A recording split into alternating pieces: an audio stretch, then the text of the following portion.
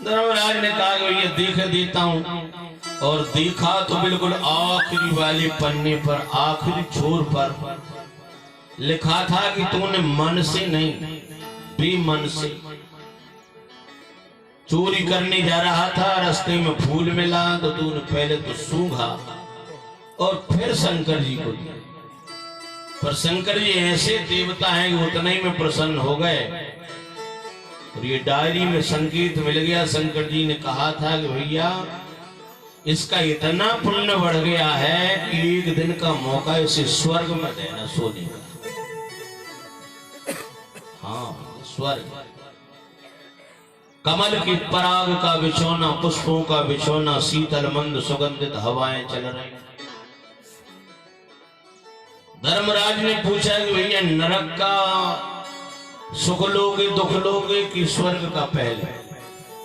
उसने कहा कि महाराज जी अब कल से तो नरक ही नरक है, पहले आज आनंद ही हो जाए, फिर देख। और स्वर्ग में सारी व्यवस्थाएं करा दी, सुंदर बिस्तर लग गया, शीतल मंद सुगंधित हवाएं, अष्ट विभिन्न सुंदर सुंदर खाने के पदार्थ। और स्वर्ग का आनंद क्या कहें, पूरा आनंद लिया, रात भर विश्राम करने वाला था। तब मन में एक बात आई कि देखो तो चोरी करते करते झूठा झूठ शंकर जी को फूल चढ़ा दिया बेमन का। उसका पुण्य यह है कि मेरे जैसे पापी के लिए और एक दिन का मौका स्वर्ग में रहने का मिला, तो मुझे अब नहीं चूकना चाहिए। जितने कमल के फूल सैया पर बिछे थे, एक फूल रख के शंकर जी का स्मरण किया, और 1000 फूल रात भर में ओम नमः शिवाय, ओम नमः शिवाय, ओम नमः शिवाय कहकर पूरे फूल चढ़ा दिए। और सुबह यमराज की सभा में उपस्थित हुआ। बोले महाराज जी अब देखियो डायरी। धर्मराज बोले कि कमाल कर गया भाई तू, अब तो डायरी ये कह रही है कि तुझे इंद्र बनाया जाएगा और तू हमेशा इंद्र ही बना रहेगा। प्यार से बोलो नर्मदा महारानी की। कितनी विमलता, कितनी सज्जनता, कितने सस्ते में कितना महंगा मिल सकता है। बन सके तो पुण्य करें, पापों की तरफ देखें भी। पाप तो पाप ही होता है। धर्मराज ने कहा कि महाराज मैं बहुत यातनाएं देता हूं लोगों के लिए, न जाने कौन कौन सी नदियां, कितने कष्ट प्रहार। मुझे लगता है कि मुझ पर भी पाप चढ़ गया, तो मैं भी पापों का क्षय करने के लिए और नर्मदा जी के किनारे जाऊं। और नर्मदा किनारे आए यमराज। कुछ दिन बाद भगवान शंकर जी को पता चला, तो शंकर जी भी आए। शंकर जी ने कहा कि भैया तुम यहाँ और वहां की व्यवस्था कौन देख रहा है? यमराज बोले कि महाराज जो देखे सो देखे, हम तो इस्तीफा देने वाले हैं। ऐसी ड्यूटी हमें नहीं करना, ऐसी नौकरी नहीं करना। हमारे यहाँ पापियों की लाने ही नहीं छूटी, और मैं दंड दे देकर परेशान हूं। मुझे तो ऐसा लगता है मैं बहुत पाप करता हूं, इसलिए पापों का क्षय करने के लिए आया हूं। शंकर जी ने कहा कि इसमें तुम्हारा कोई दोष नहीं, तुम्हें कुछ नहीं लगने वाला। क्यों भाई, तुम तो निर्णायक हो, दोष तो लोगों का है जो पाप करते हैं, तुम्हारा क्या दोष है? जो जिस प्रकार कर्म करे उसे उस प्रकार फल मिले। बहुत सुंदर विराजिए। कर्म प्रधान विश्व करि राखा,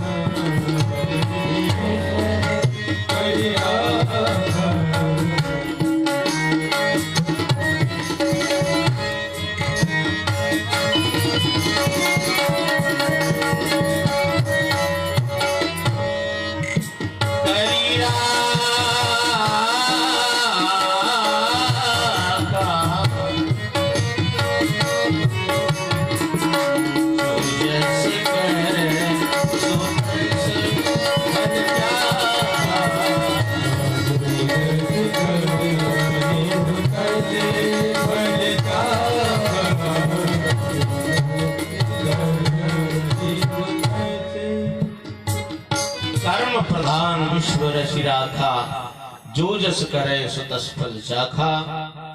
यमराज जी आप आए हो तो नर्मदा जी के किनारे पर कुछ दिन तपस्या कर लो, रह लो, बाकी संभालना तो तुमको अपने घर है। और यमराज जी ने आकर नर्मदा जी के इस पावन घाट पर कई दिनों तक सत्संग, भजन, सुमरन, तपस्या की, इसलिए इसे नरकेश्वर के नाम से उपाधि दी गई। वो नरकेश्वर भगवान की जय। नरकेश्वर भगवान सदाशिव यहाँ विराजमान रहते हैं। इनके दर्शन मात्र से मुक्ति का साधन प्रशस्त हो जाता है। पंचाक्षरी मंत्र जब हम यहाँ जाके करें तो मंत्र सिद्ध हो जाता है। हम लोग झड़ाई फुकाई जो कर रहे हैं वो बिना सिद्ध मंत्रों के कर रहे हैं। हमने बताया था किसी को, एक बिच्छुआ ने हमें जीवन में पहली बार काटा कथा में, और पता चल गया कि ये कितना खतरनाक है। गांव भर के झरैया आए और सब जा रहे हैं और कहे कहाँ आगा गुरु जी। हमने कहो नहीं, वो तो भाई को भाई प्यार से बोलो, आग पर पड़ जाए।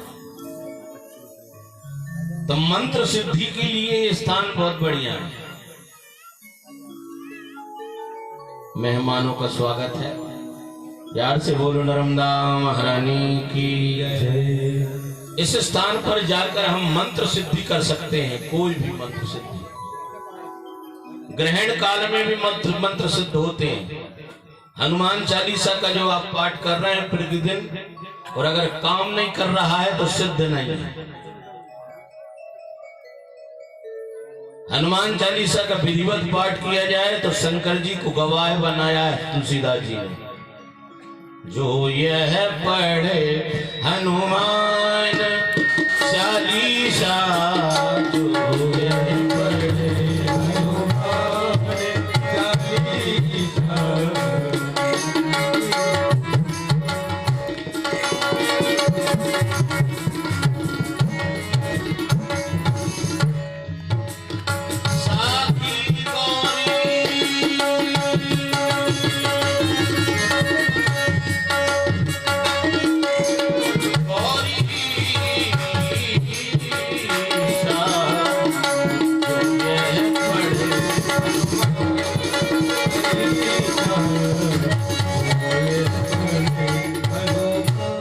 हनुमान चालीसा, सिद्ध साक्षी गौरी सा। साक्षी शंकर जी हैं, अगर सिद्ध ना हो तो।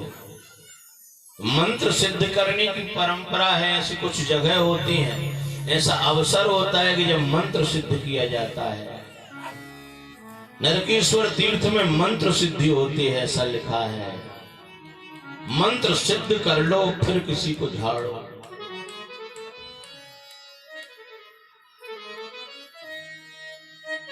प्यार से बोलो बांके बिहारी लाल की जय। या इस स्थान पर हम जाएं और मंत्र सिद्धि करें, फिर दूसरों के दुख दूर करने के लिए झाड़ा लगाएं। बिना सिद्ध मंत्रों के झाड़ा लगाना ठीक नहीं है।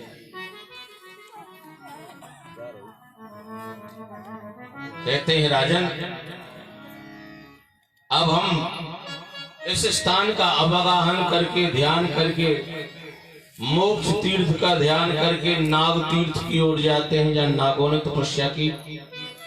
सिद्धेश्वर, जहां व्यक्ति जानकर स्वयं सिद्ध हो सकता है भक्ति में, इसका दर्शन करते हुए अंकलेश्वर तीर्थ की ओर चलते हैं। ततो गच्छेत राजेंद्र अंकलेश्वर तीर्थानुत्तमम् ऋषि कोटि समायाता यत्र वे गुरुनंदना।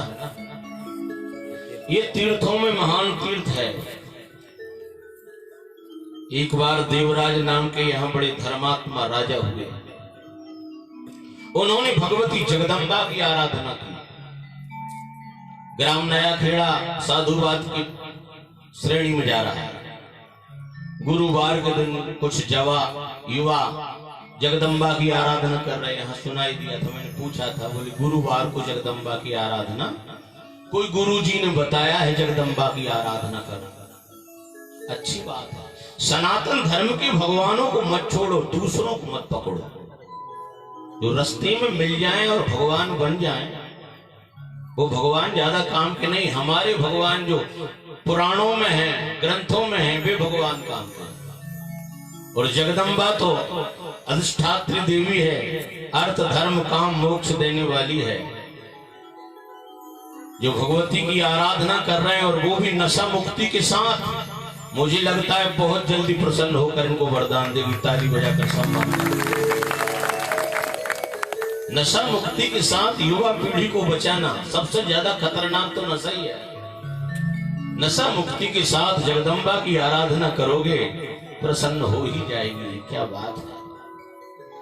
हम तो समझ रहे थे कि बहुत आंखें निकल गए होंगे, अब तो न जाने हमारी जमाने में न जाने क्या था, अब क्या हो रहा होगा। पर यहाँ आकर ये नई नई विधाएं देखने को मिल रही हैं, तो मन ये कहता है कि नहीं, हम ठिकाने पर हैं। कहते हैं कि महाराज सिद्धेश्वर मार्कंडेश्वर से अंकलेश्वर से आगे चले तो 30 ऋषि कोटि समायाता यत्र वे कुरुनंदना। हे कुरुनंदन, ये जो तीर्थ क्षेत्र है, ये तीर्थों में भी महानतम है, उच्चतम है। देवराज के नाम के राजा ने भगवती जगदम्बा की आराधना की, और भगवती जगदम्बा की आराधना करते करते बहुत समय जब बीत गया, जब 10वीं परिस्थिति आई, समर्पण हुआ। देवता इसलिए नहीं मिले कि समर्पण नहीं हो रहा, इस भाव से होना चाहिए। एक सज्जन वृंदावन गए तो वहां से मूर्ति ले आए, कन्हैया की मूर्ति को लाए, बहुत पूजे, खूब पूजन करें, क्योंकि किसी ने कहा था कि तुम्हें जल्दी से भगवान मिल जाएंगे। पूजन तो हो रही थी पर समर्पण का भाव नहीं था। कई दिन तक कन्हैया को पूजा, जब कन्हैया से कछु नहीं मिला तो उन्होंने कहा कि झूठी कही थी। गांव में निकले तो गांव में कोई ना कोई गुरु मिल ही जाता है। कहा भाई कैसे हो रहे हैं, क्या बात है, चेहरा उतरा हुआ है। अरे बोले क्या बताएं, किसी ने कहा था कन्हैया को पूजो, तो मैंने इतना पूजा पर ठिकाने नहीं, आज तक कुछ नहीं किया। गुरु जी ने कहा कि यार तुम भी कन्हैया के चक्कर में पड़े हो, टीढ़ी टांग वाला है, मुरली वाला है, वो भला क्या देगा। जगदम्बा की पूजा करो तो जगदम्बा जरूर देगी। कन्हैया का फिर क्या करें, बोले उठा के ऊपर वाली अलवारी में बिठा दो, फटक फटक। इतना ही हल्का समर्पण था भैया। गुस्से में आया, जगदम्बा को बिठाला, कन्हैया की मुंडी पकड़ के ऊपर वाली अलवारी में दद्दू बिठा लिया। प्यार से बोलो महाकाली महारानी की। अब देवी को पूजने लगा, और देवी को पूजते पूजते भी बहुत समय हो गया, पर देवी ने भी कुछ नहीं दिया, समर्पण नहीं था। फिर से गांव में निकला, मुंह लटका हुआ था।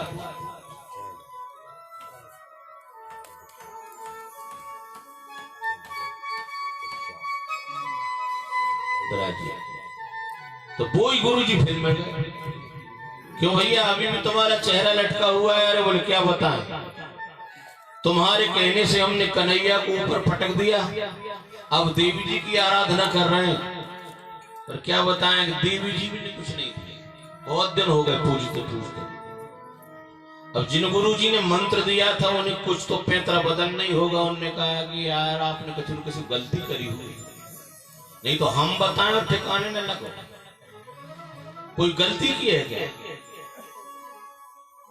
अच्छा पुराने वाले कन्हैया कहाँ है वो तुम्हारे। बोले देवी जी को हमने नीचे बिठा दिया, उसके ऊपर ही कलवारी का खंड है, वहां कन्हैया को पटक दिया। बोले जी तो तुमने गलती कर दी, वो बैठो ऊपर, देवी बैठी है नीचे, जो होम धूप कर रहा हो सब रो वही सूंघ रहा हो, कहां से देवी प्रसन्न हो। वो बहुत चालाक, भागवत का कन्हैया बहुत पीड़ा है। इसको गुस्सा आया कि तो उसने कुछ नहीं दिया, फिर मैंने देवी को पूजा तो उसने कुछ नहीं दिया, कन्हैया के चक्कर में आज जाता हूं, उसकी नाक में रुई ठूस दूंगा। और सूजा लिया और इतनी रुई ली, पहला लिया और पकड़ के मूर्ति को ठूसने वाला था नाक में, तब तक मूर्ति में से भगवान बाहर निकल आए। बोले भैया क्षमा करो, आज तक तुमने मात्र मूर्ति समझी थी, आज ही तुम्हारा समर्पण हुआ है कि मैं भगवान हूँ। प्यार से बोलो मां की बहन लाल की। तो जब तक समर्पण नहीं होगा तब तक भगवान बहुत दूर होते हैं। समर्पण और समर्पण ये साधना का विषय है। धीरे धीरे हम चलें तो कोशिश करें तो पहुंच जाएंगे, क्योंकि उसकी बड़ी दूर आई है। बोलो नर्मदा महारानी की जन्म जन्म मुनि यतन कराए, जन्म जन्म मुनि यतन कराए, अंतराम सोती आवत आए, जन्म जन्म मुनि यतन कराए,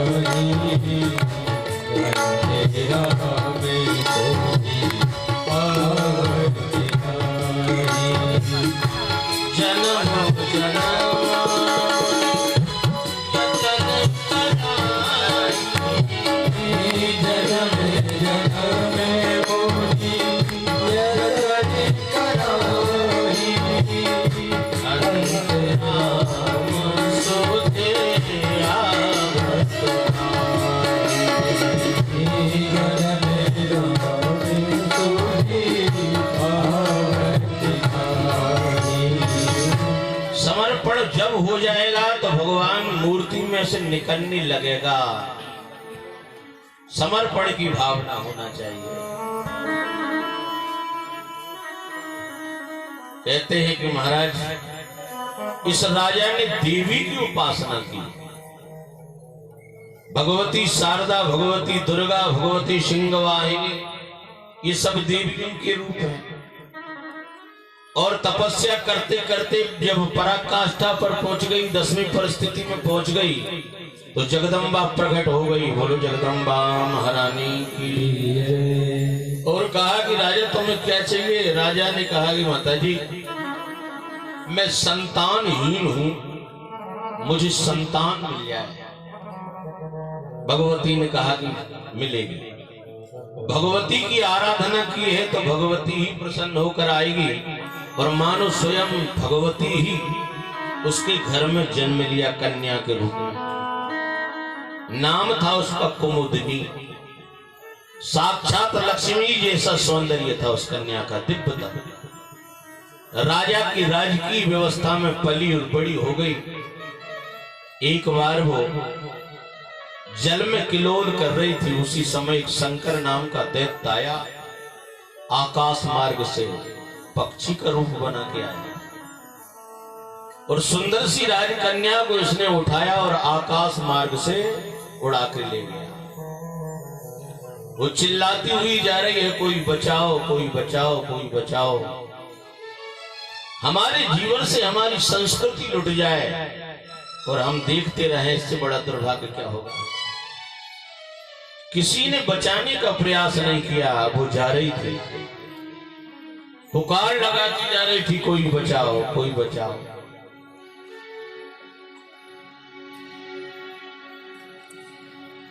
आज गए एक वीर रघुराया, आज गए वीर रघुराया,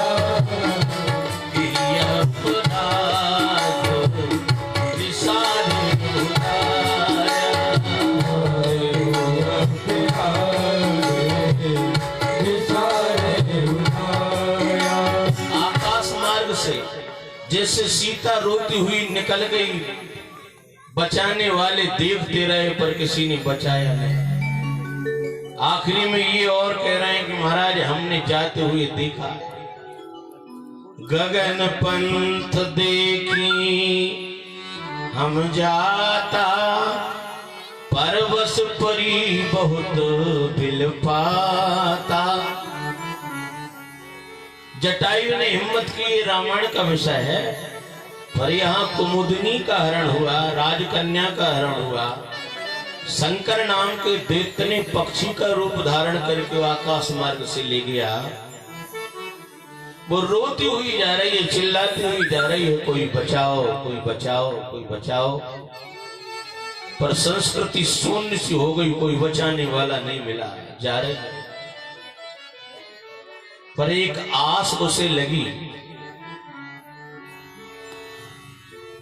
वो नहीं बैठा भैया, बैठ जाए।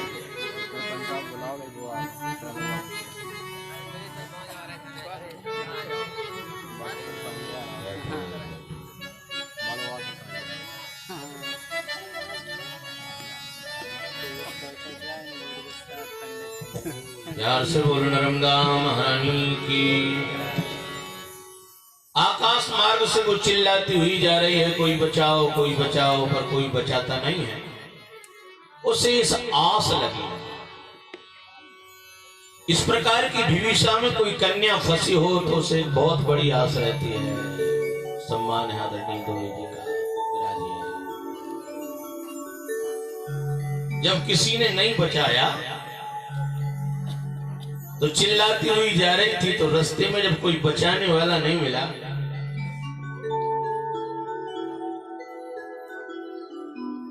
तो मांडव जी का स्थान दिखाई दिया। मांडव ऋषि जहां रहते हैं। उस कन्या ने सोचा कि कोई बचा नहीं रहा है तो कम से कम एक काम करूं। मेरे पिताजी जब मुझे ढूंढने निकलेंगे तो यहाँ आएंगे ढूंढते ढूंढते, तो उनको कोई निशानी मिल जाए ये कन्या कौन की है, तो बिठाने का प्रयास करो। बैठ जाए तो ठीक है ना, खेलन दो। प्यार से बोलो नर्मदा महारानी की जय।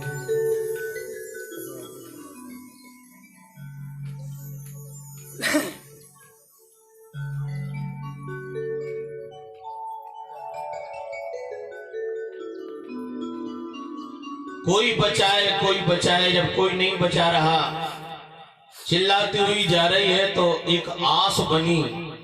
मांडव ऋषि का आश्रम दिखा। तो जिस प्रकार सीता जी ने आभूषण फेंके थे, इसी प्रकार इस कन्या ने भी फेंक दिए।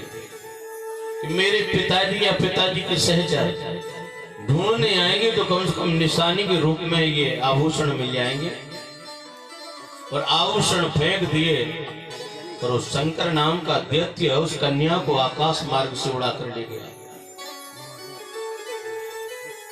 प्रातः काल में राजा के सहचर, सिपाही और सैनिक राजा ने कहा कन्या का पता लगाओ। ढूंढने के लिए निकले और ढूंढते ढूंढते आए तो वो भी मांडव ऋषि के यहां से निकले। मांडव ऋषि समाधि में थे और समाधि के आसपास ही वो आभूषण मिले बिखरे हुए। ने अंदाज लगा लिया कि महाराज आभूषण बिखरे हैं, जरूर इस महात्मा की कोई कुचक्कर है, इसमें चाल है। देखो भाई, विचार करना चाहिए कोई भी काम करने के पहले, और बिल्कुल विचार नहीं किया। बहुत भला बुरा महात्मा को किया। महात्मा तो भजन में थे। जान के राजा से शिकायत कर दी। राजा ने मांडव को बुलाया और सूली पर चढ़ा दिया। और नर्मदा महारानी की जय हो। पेट में से एक लोह सुई मोटी सी छेद के और सूली पे टांग दिया। महात्मा इसके बाद भी मुस्कुराते रहे, क्योंकि ये संत हैं। बिना कारण बिना अपराध की ये दशा हो रही, फिर भी मुस्कुरा रहे। इनके छोटे भाई और हैं, उनको ये दशा पसंद नहीं आई, बहुत क्रोध में आ गए। राजा ने बिना बेचारे मेरे बड़े भैया भजनानंदी को सूली पर चढ़वा दिया। हाथ में संकल्प लेकर संकल्प पढ़ा कि मैं श्राप दूंगा राजा। ये तो मांडव जैसे ऋषि जो उस समय के एक नंबर के भजनानंदी हैं, ऐसे ऋषि के लिए कुछ भी नहीं सोचा, बिना अपराध के सूली पर चढ़ा दिया। राजपद भगवान की कृपा से सबको मिले प्यारे, पर निर्णय तो देखा जाता है।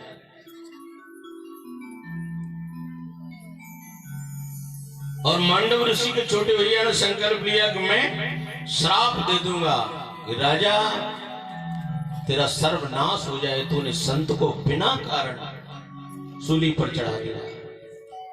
मांडव ऋषि सूली पर झूलते हुए बोले, भैया ये भी तो हो सकता है कि मेरा पूर्व जन्म का कोई कृत्य बिगड़ गया हो, कोई कर्म बिगड़ गया हो, उसकी सजा मुझे मिली। आजकल धर्म करते करते अगर हमें कोई दंड मिल रहा है, सजा मिल रही है। मौनी महाराज जी हमारे यहाँ कितने बड़े तपस्वी हुई नर्मदा जी के परम भक्त पास में, पर एक भयानक रोग ने उनको भी घेर लिया आखिरी में। तो पूर्व दत्ते च अविद्या, पूर्व दत्ते च अधर्म, और पूर्व दत्ते च नारी, पूर्व दत्ते यथा सुखम। जो हम इस समय वर्तमान में भोग रहे हैं जरूरी नहीं है कि अभी का हो।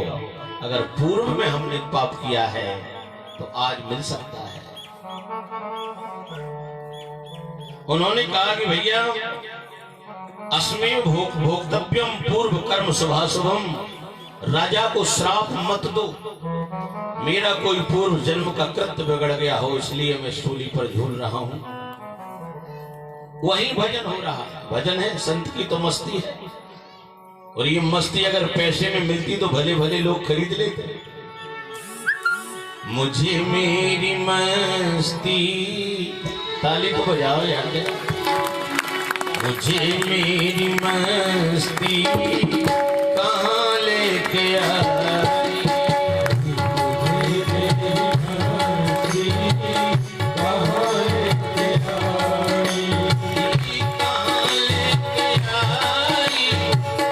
कहाँ लेके आई, कहाँ लेके आई, कहाँ लेके आई, कहाँ लेके आई।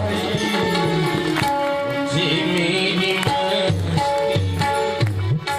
लेके आई, मुझे मेरी मस्ती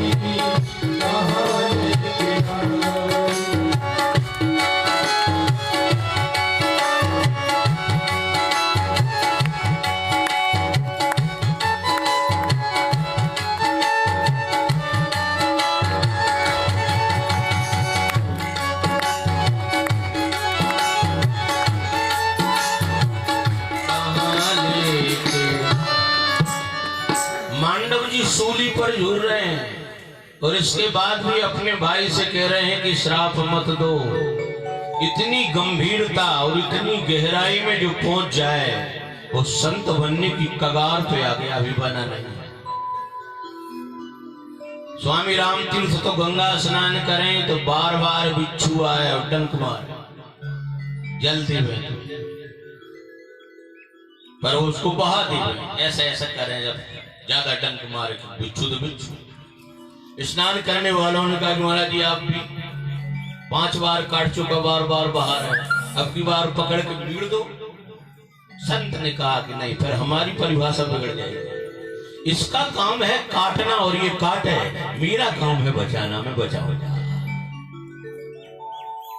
तुकाराम जी बहुत ऊंचे संत हुए महाराष्ट्र में, पर पत्नी बहुत ज्यादा खतरनाक। सांटे पैदा हुए, उनके गरीबी जमाना था, बोले बेच आओ कुछ उपार्जन करो, दाल आटे के काम आएगी। तो एक गट्ठा संत ले गए, उतने बाद बाजार में बाल बच्चे मिल गए, बाबा सांटो, पूरी सांटे बैठ गए, एक चोनी नहीं आई। एक गट्ठा लेके गए और एक डंडा पकड़ के आ गए। पत्नी ने पूछा सांटे वाले बच्चे मिल गए, सब छोड़ा। पत्नी को गुस्सा आया, वो सांटा छुड़ाकर धम्म से पीठ पे दिया, टूट गया सांटा। लोग समझ रहे थे कि शायद जी भी डंडा उठा के अब कुछ करेंगे, पर वो कहने लगे वाह गजब की पत्नी और गजब भगवान की कृपा। अभी एक सांटा था तो एक खाता जाए न, मार के 2 कर दे, एक तू खा एक मैं खाऊं। प्यार से बोले बात में इतनी गंभीरता कहाँ रखी है। संत बनना कोई साधारण बात नहीं है, इतनी गंभीरता। मांडव ऋषि ने कहा कि भैया अस्मेव भोक्तव्यम पूर्व कर्म शुभाशुभम। राजा ने एक बार विचार नहीं किया और मुझे सूली पर चढ़वा दिया तो भोगने दो, क्योंकि अभी निपट जाऊंगा तो आगे स्वतंत्र हो जाऊंगा। और भोग रहे हैं, सूली पर भजन हो रहा है। और उसी समय एक पतिव्रता हुई भैया, जिसका नाम सांडिल्य पतिव्रताओं में प्रमुख है, क्योंकि पतिव्रता ये तो कर सकती है कि पति का खूब पूजन करे, सुंदर सुंदर भोजन करावे, सुंदर सुंदर सेवा करे, पर पतिव्रता ये नहीं कर सकती कि पतिव्रता के पति का मन किसी नारी पर आसक्त हो जाए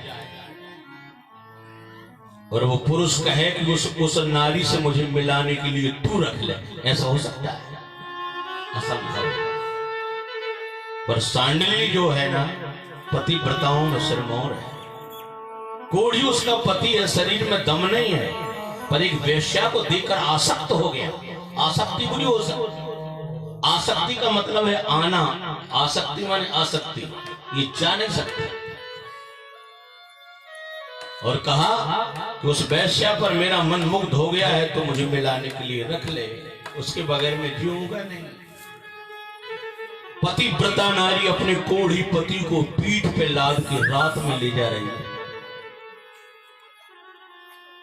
तो ले जाते रास्ते में मांडव जी टंगे हुए हैं सूली पर, उसको पता नहीं था, अंधेरा था, और पति को पीठ पे टांगे टांगे जा रही थी, सूली से टकरा गई।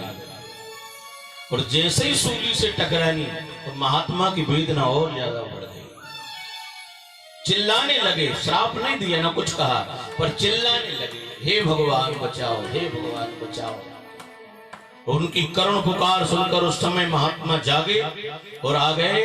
कौन ने क्या अपराध किया संत के साथ में? छोटे भैया तो वहीं विद्यमान थे उनके। लिया शंकर बिल हाथ में और कहा कि अब तो छोड़ूंगा नहीं, मैं इसको श्राप देता हूं कि जिसके धक्के से मेरे भाई को वेदना हुई, इस नारी का पति कल तक मर जाए। सूर्य उदित होती है न देखे। वो कोढ़ी पति, सांडली का पति घबरा गया, हे भगवान मैं कल तक मर जाऊंगा। सांडली ने कहा कि चिंता मत करो, साधारण पत्नी नहीं है तुम्हारी, मैं तुम्हारी पत्नी हूं। बाबा जी ने श्राप दिया कि कल सूर्योदय तक पति मर जाए, पर मैं इतनी शक्तिशाली हूं, पति परायणा नारी हूं कि 6 महीने तक सूर्य उदय नहीं होगा। प्यार से बोलो बांके बिखरी लाल की ये मार।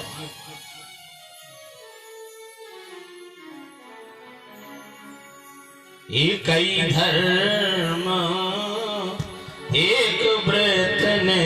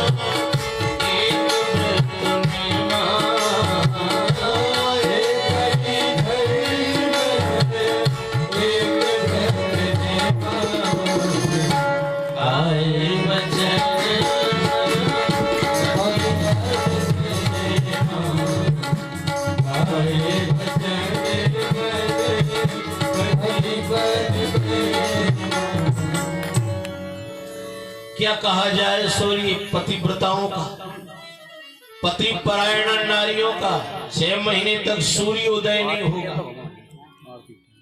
एक ही धर्म आपके लिए, एक ही व्रत, एक ही नियम। बस पति की जीवन में साधना हो जाए तो जग जीत लिया जा सकता है। यस्त नारीयस्त पूजनते रमनते तत्र देवता, ऐसा लिखा है। एक बात मैंने कई जगह कही, वो मुझे बहुत अच्छी लगती है। नारी पति परायणा जीवन बितावे प्यारे, और एक सौभाग्य और कमा लेवे, कर पति के सामने जीवन छूट जाए। तो भारी भारतीय संस्कृति ऐसा कहीं होता नहीं। विदेश की महिला एक बार सुगलपुर के मेला में आई, तो महिलाएं पटुआ की दुकान पर बैठकर माहौर खरीद रही, टिक्की बूंदी खरीद रही। उसने कहा अंग्रेजी में, बहन इसका क्या करोगे? बताई होगी तो, पर उसकी समझ में कुछ आया। पति की लंबी उम्र के लिए भारतीय नारी श्रृंगार करती है। बहुत सभा बैठी है इसलिए कुछ इनको भी मिला है। और वो यहाँ की देखा देखी एक माहौर की डिबिया खरीद कर विदेश ले गई। विदेश की महिलाओं ने पूछा, ये क्या लाई है? बोले माहौर की डिबिया। पांव में लगाती हैं, सिंदूर मांग में भरती हैं, इसलिए कि पति की उम्र बढ़े। पर विदेश की संस्कृति ये सब जानती नहीं है। पर वहां भी एक विदेशी महिला ऐसी मिल गई और उसने इंग्लिश में कहा कि बहन, भारतीय महिला का माहौर वहां से भारत से खरीद के लाई है तो पांव में लगा के पाप मत कर देना। अगर तेरा ज्यादा ही मन हो तो भारतीय महिला के माहौर को अपने ओंठों पे लगाना। प्यार से बोलो मां के बिहारी लाल, पांव में लगा के अपराध मत कर देना। यस्तनार्यस्त भोजन दे रमनते तत्व। गर्व भगवान करें ये साधना जीवन में बनी रहे और साधना के बाद इतनी ठाकुर जी और कृपा करें कि प्राण पहले छूट जाए।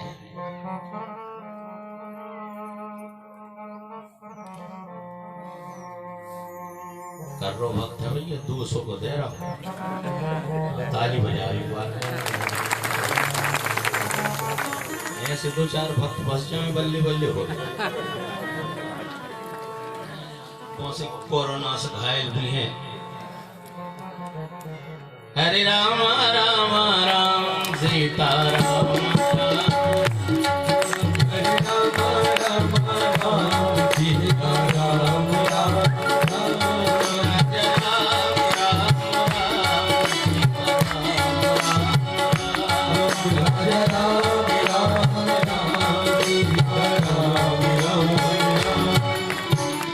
यस्तनार्य सुपूजन्ते रमन्ते तत्र देवता। भगवान इतनी कृपा और करें। क्या बात है भारतीय संस्कृति की। पति के रहते रहते कोई महिला घर प्राण छोड़ दे तो ऐसे भीष्म वाले समय में घर घर बुलवा देने की आवश्यकता नहीं है। बस पता चल जाए कि वो बहन चली गई और इतनी भाग्यशाली थी कि पति के सामने चली गई। कोई कहता नहीं है, मेरा अनुभव है। तुरंत नई नई सामग्री ढूंढी जाएगी पेटियों में से निकाल के। कोई टिक्की लाएगा, कोई बुंदी लाएगा, कोई काजल लाएगा, कोई गजरा लाएगा। चेतना शून्य, उसमें कुछ बचा ही नहीं है। पर फिर भी ओंठों पर, शुष्क ओंठों पर लाली लगाई गई। चेतना शून्य हो गई है, उसके मांग को सजाना क्या सजाना। पर संस्कृति भारतीय है इसलिए मांग को भी भरा जाता है, इत्र भी लगाया जाता है, फुलेल भी लगाया जाता है, सुंदर सुंदर आभूषण से सजाया जाता है और डोली सजाई जाती है, फिर निकाली जाती है। क्या उदारी है। किसी ने गाया है ना, वो टिमरावन वाले भैया, बहुत अच्छा लगा। कथा में मैंने उसको रखा है। 4 लोग उठाकर यहां से अर्थी चली, सामने से एक डोली आ गई, उसमें नई बेटी विदा हो रही, पहली बार पति के घर जा रहे हैं। यहां से अर्थी, यहां से डोली, चौराहे पर ले गई। पति के घर जो पहली बार विदा हो रही है उसको बड़ा बुरा लगा कि विधाता, अभी अभी मैंने हाथों में मेहंदी रचाई, मेरी मांग में सिंदूर डाला गया और मैं पहली बार पति के घर जा रही हूं। देखो तो दुर्भाग्य, मरी मराई औरत नहीं समझ पाई होगी। नई नवीन थी जो मर चुकी थी, उसने भगवान से एक बार प्रार्थना की, परमात्मा जब तक जीवन रहा मैंने क्या कमाया नहीं कमाया तू जान, पर भारतीय नारी का सबसे बड़ा सिरमौर कार्य है जो पति के सामने देह त्याग कर दे। तो ये भाग्य तो मैंने कमाया। अब मैं मरकर संसार में जिंदा नहीं रहना चाहती, पर इसको जवाब देने के लिए 2 मिनट के लिए जिंदा तो कर दे। शायद भगवान ने कृपा कर दी और वो बैठ गई। भाव जगत की बात है। किसी गीतकार ने बहुत अच्छा गाया। वो कहते एक डोली चली, एक अर्थी चली, और आमने सामने दोनों टकरा गई। बोली डोली अकड़, अरे अर्थी ओ सुन, बीच में नीच कैसे ऋतु आ गई। मरने वाली भोली की बहन, अब जरा मेरी सुन ले। अरे मांग तेरी भरी, तू पहली बार जा रही है, ये ठीक है, पर मैं भी वो हूं जो पति के सामने जा रही है, और देख ले तुझ में और मुझ में। मांग तेरी भरी और मांग मेरी भरी री, बिंदिया तुझको लगी और बिंदिया मुझको लगी। अंतर तू निभाने चली और मैं निभा के चली। एक डोली चली, एक अर्थी चली, आमने सामने दोनों टकरा गई। गजरा तुझको पड़ा और गजरा मुझको पड़ा, गजरा तुझको लगा और गजरा मुझको लगा। अंतर तू पिया के चली और मैं पिया से चली। एक डोली चली, यस्तनार्यस्तु पूजन्ते रमन्ते तत्र देवता। सांडली ने कहा महाराज महात्मा दे रहा है श्राप तो देने दो, पर मैं भी संकल्प करती हूँ कि मैं अगर पतिव्रता नारी हूँ तो संकल्प करती हूँ कि 6 महीने तक सूर्य नारायण ही उदित न हो, और 6 महीने तक सूर्य उदित नहीं हो एक पतिव्रता के प्रभाव से, और 6 महीना अंधेरा रहे, प्रकृति में खलबली मच गई, देवता मारे मारे उठ रहे। ब्रह्मा जी के पास गए, ब्रह्मा जी से कहा कि महाराज कृपा करो उस पतिव्रता को मनाओ। ब्रह्मा जी आए, पतिव्रता के हाथ जोड़े, कहा कि देवी संत ने जो श्राप दिया है वो हम लौटा लेंगे, पर तुम सूर्य उदय कराओ, नहीं तो संस्कृति बिगड़ जाएगी। पतिव्रता ने कहा कि पक्का वादा करना मेरा पति न मरे। ब्रह्मा जी ने पक्का वादा किया पति नहीं मरेगा, और जब पति न मरने का वचन दिया तब भगवान सूर्य नारायण उदित हुए। पतिव्रता देवताओं से प्रसन्न हो गई। उसी समय वो दैत्य, शंकर नाम का दैत्य जो कुमुदनी को हरण करके ले गया था, वो भी वहां गया और उससे पूछा कि तूने ये कुकृत्य कर्म क्यों किया। उसने कहा कि मुझे भी श्राप था, नाम तो मेरा शंकर पर जाति से दैत्य हूं, और मुझे भी मेरा कल्याण चाहना था, तो मुझे श्राप था कि जब तक तू कुमुदनी का हरण नहीं करेगा, नर्मदा किनारे नहीं पहुंचेगा, एक सती के प्रभाव को नहीं देखेगा, तब तक तेरा मुक्त मोक्ष होना असंभव है। तो आज मैं मुक्त हो रहा हूं इस नर्मदा के तट पर। बोलो नर्मदा महारानी की। ऐसा पावन तीर्थ है। मार्कंडेय जी कहते हैं राजन 60,000 करोड़ तीर्थ में ये भी एक तीर्थ है। ततो गच्छेत राजेंद्र भारभूतेश्वर तीर्थानुत्तम। भारभूतेश्वर नाम का तीर्थ है। विद्वान कहते हैं कि पुराने समय में ब्राह्मण लोग विद्यार्थियों को पढ़ाते थे, सुंदर सुंदर शिक्षा देते थे। जो पढ़े लिखे हैं वो दूसरों को पढ़ाएं, विद्यादान करने का भी बड़ा पुण्य है। नाम था विष्णु शर्मा, नर्मदा जी किनारे रहते थे, बटुक ब्राह्मणों को पढ़ाते थे। आओ पढ़ो, आओ पढ़ो, पढ़ो, सब पढ़ते थे। अन्नदान करते थे। नर्मदा किनारे अन्नदान का बड़ा महत्व होता है। किसी साधु सेवा कर दी जाए, ब्राह्मण सेवा कर दी जाए तो अनंत गुना फल प्राप्त होता है। हर पन्ने में लिखा है नर्मदा पुराण। इसमें नया खेड़ा अव्वल नंबर पर है, ताली बजाकर सम्मान कर देना चाहिए। नर्मदा क्षेत्र में है तो कुछ गड़बड़ तो हुआ है, पर फिर भी कुछ बाकी है। बड़ी बाकर में भोजन करने गए थे तो वहां उस दरवाजे पर 50 गईं बैठी हुई थी। राजा साहब की दरवाजे पर, गुड्डू भैया के दरवाजे पर। तो मैंने कहा कि बैठी हैं कि कुछ हैवी। हर एक गैया के सामने इतना इतना भूसा पड़ा हुआ था। प्यार से बोलो नर्मदा महारानी की। और वो कह रहे थे गुरुजी अगर बेचे तो 50-60 हजार में 1 लाख में भूसा बिक सकता है। पर हमने कहा कि नहीं, परमात्मा ने अगर हमें भूसा दिया है तो दूसरों के पास कम गया है, वो तो हमारे दरवाजे पर 1 गौ पाएगी तो हमें पता है अश्वमेध यज्ञ का पुण्य मिलेगा।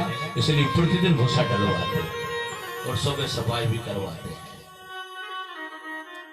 बहुत जरूरी है। मैं तो कई मंच से कह चुका, हम तो वैसे ही कमा खा लेंगे। कथा पुराण बंद कर लो, गाय को बचा लो तो देश बचेगा, पर अगर गाय न बची तो देश बचने वाला नहीं है। गावो लोकस्य मात्रा। बहुत कथा सुन ली तुमने, सुधर जाओ, गाय को बचाओ। और इसलिए कह रहे हैं कि आप भोपाल आओ, कॉलोनी नंबर 1 मकान नंबर 1 पर गईए 5 है। प्यार से बोलो सच्चिदानंद कुआं। अब भोपाल जैसी जगह गैयों की सेवा करना बहुत मुश्किल है, पर हमने कहा कि गैया की बात करने के अधिकारी हम तब हैं जब घर में गौ सेवा करें।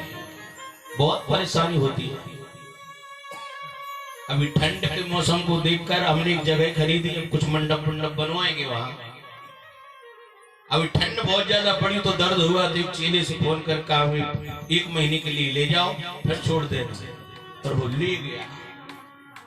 पर मैं आपसे निवेदन करूं, 3 दिन हमारी गाय उसके यहाँ रही, पर 1 तोला भूसा नहीं खाया और न 1 कोर पानी पिया। घबरा गया, फोन किया गुरुजी, न ये खा रही न पी रही, क्या करा रही। मैंने कहा भैया भेज, क्योंकि हमारे घर का औदारी है, हमारे घर की सेवा, हमारे घर का वातावरण उन्हें कहाँ मिला। गावो लोकस्य मात्रा। ब्राह्मण भोजन गौ सेवा, यही तो शास्त्रों में लिखा है। पाखंड पूरा भरा हो और खूब पुराण सुने, कुछ होने वाला नहीं है। प्यार से बोलो बांके बिहारी लाल की। बदलो बदलो।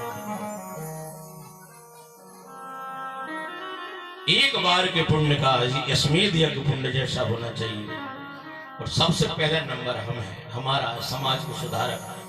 भारभूतेश्वर तीर्थ में एक ब्राह्मण है, विष्णु शर्मा उनका नाम है, हमारी नाम राशि है। ब्राह्मण बालकों को पढ़ाते हैं और ब्राह्मण बालकों को पढ़ाने के बाद उन्हें विद्यादान करते हैं। जो कोई उनके आश्रम से निकलता है उसे भोजन देते हैं। भोजन। एक बार शंकर जी ने कहा कि इनका तो बड़ा नाम हो गया दुनिया में, जरा हमको भी विद्यार्थी बन जाना चाहिए। और भगवान शंकर ने अपना वेश बदला, बटुक ब्राह्मण बन गए, छोटे से ब्राह्मण, बिल्कुल सुंदर गोल गोल। जान के विष्णु शर्मा जी के पास पहुंचे और कहा महाराज हमको भी पढ़ना है। विष्णु शर्मा जी ने कहा कि हमारा तो काम ही पढ़ना है, पढ़ाना है, पढ़िए। पर एक बात है भैया, ये आश्रम में सेवा करना। शंकर जी ने कहा सेवा करेंगे। अब गुरु जी तो समझ नहीं पाए कि ये शंकर जी हैं, ब्राह्मण के वेश में आए। सेवा करेंगे जब समय आएगा। और आश्रम में लेकर विद्या अध्ययन करने लगे। करते करते बहुत समय हो गया तो गुरुकुलों में एक परंपरा रहती है कि बारी बारी से ड्यूटी लगती है भोजन बनाने वालों की। आज तुम बनाओ, आज तुम बनाओ, आज तुम बनाओ। गुरु जी ने कहा कि आज तुम्हारी ड्यूटी है भाई, बटो। शंकर जी ने कहा कि बिल्कुल तैयार है, हम भोजन बनाएंगे। और भोजन बनाए। प्यार से बोलो नर्मदा मैया की जय। स्नान करने के लिए चले गए। कामधेनु का स्मरण किया, अर्थ धर्म काम मोक्ष देने वाली जो है, जिनके पास अष्ट सिद्धि नौ निधियां हो, बुलाने में भी देर नहीं लगता। आपको पता है सीता जी इतनी कोमल हैं कि फूल लगने का भी डर है, इतनी कोमल है। सास ने कहा है कि मैं आंख में रखूंगी, बहू आई है। पर अगर ये औदार सीता जी पाल लेती, लिखा है रावण के दीप बात नहीं टारन कहियो, सीता जी से कहा कि बाती सरकाओ मत, सायती तो आराम करती, सास से सेवा कराती। पर सीता जी ने कहा कि नहीं, ये सास ने औदार्य पाला है तो मैं तो अपनी परंपरा में रहूं। भोजन प्रतिदिन करती हैं, तब जब ब्राह्मणों को भोजन कराती हैं। राम जी से कहती हैं ब्राह्मणों को भोजन करा के लाओ, क्योंकि सच्चरित ब्राह्मण हो और अगर उसका भोजन कर दिया जाए तो यह समेत यज्ञ से भी बढ़ के हो सकता है, ऐसा लिखा है। सच्चरित ब्राह्मण, संध्या करने वाला ब्राह्मण, तपस्या युक्त ब्राह्मण, हवनादि क्रिया करने वाला ब्राह्मण, इसकी वृत्ति मलेच्छ न हो। प्रतिदिन सीता जी कहते हैं ब्राह्मण को बुलाओ तब भोजन करें। राम जी बुला बुला के लाते हैं और थोड़ी सी भोजन करते हैं। अयोध्या के ब्राह्मण चकाचक वाले, ये तो जी थोड़ा सा भोजन किया चले गए। सीता जी ने कहा कि आनंद नहीं आ रहा, कोई अच्छे भोजन कराने वाले को बुलाओ, 10-20 पूरी तो आएगा उसको शुद्ध की। राम जी ने कहा कि फिर देखिए तो हैरान हो। सीता जी नहीं समझ पाई, उन्होंने अगस्त जी को लगा दिया फोन। अगस्त जी ने कहा हेलो, बोले जाओ गुरु जी भोजन। अगस्त जी आ गए, सीता जी से कहा कि बनन दो। सीता जी ने वो 1.5 पाई आटा उसना होगा, कुछ 2-4 सब्जियां बनाई होंगी, और बढ़ाओ सामग्री और बढ़ाओ, 10-50 आइटम बने। गुरु जी बैठ गए, भोजन शुरू हुआ। 1.5 पाई, 2 पाई, 5 पाई, 10 पाई, 11 पाई, क्विंटल भर भोजन चालू। क्विंटल भर पूरी खा गए। बंदे ने हो सीता जी इतनी कमजोर, जिनको फूल की पंखुड़ी गड़ जाए, 1 क्विंटल की पूरी में क्या होगा। थर आ गई, हे भगवान जो नहीं हो तो बहुत कठिन पड़ता। अब राम जी का पंडित जी बोला है, कराओ भोजन कराओ। जब सीता जी ज्यादा थक गई तो ऐसा भी संकेत आया है कि उन्होंने कहा कि अब हम कोई साधारण थोड़ी, चुटकी बजाई, गणेश जी को बुला लिया, साथ में रिद्धि सिद्धि को लेके आओ। गणेश जी ने बेचारे जीवन में कभी पूरी नहीं सेकी, तो सीता जी के चक्कर में डटे कर ही गया। 50-50 पूरी एक बार में, रिद्धि सिद्धि बेलना चला गया। मन गुरु जी कहे कि ले कई क्विंटल भोजन हो गए, कोई अता पता नहीं। सीता जी का चेहरा सुकड़ गया, राम जी की तरफ देखें। राम जी ने कहा कि अब कराओ भोजन। राम जी ने इशारा किया, एक आध बार घूम जाओ वैसे ही गुरु जी के सामने, तो तुम्हारे चेहरे को देख के चाहे दया कर दे मैं। तो सीता जी आई, सुकड़ के खड़ी हो गई। गुरु जी ने देखा, सीता भीतर जाओ, पूरी खत्म हो पा रही, लाओ। सीता जी बोले मैं देखने आई थी महाराज जी, कोई सब्जी वब्जी तो नहीं कमी। बोले नहीं तुम तो पूरी लाओ। सीता जी ने कहा कि महाराज जी मैं एक निवेदन और करूंगी। करो। बोले निवेदन ये है कि आयुर्वेद कहता है कि जब आधा भोजन हो जाए तो जरा सा पानी लेना चाहिए। तो अगस्त जी बोले कि अब आधो भाव कहाँ है, तो शुरू हो रहा, लेने आओ। सीता जी थक गई, हे भगवान ये कैसे अपरेंगे। राम जी की तरफ देखा, संगीत भी है, जानी श्रीमत सिय मन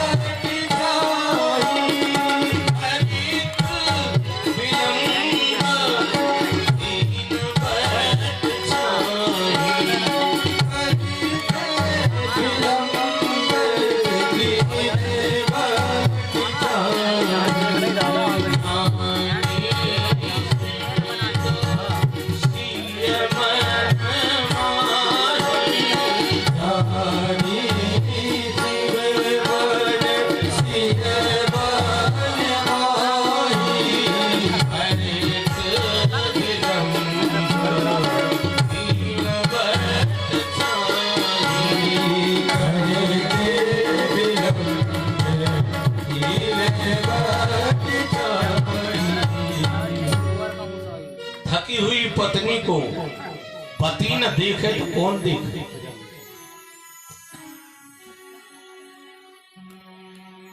पत्नी अगर थक गई है या किसी प्रकार की व्यवस्था से अवस्थित है तो पति को देखना चाहिए भैया, उसकी जिम्मेदारी।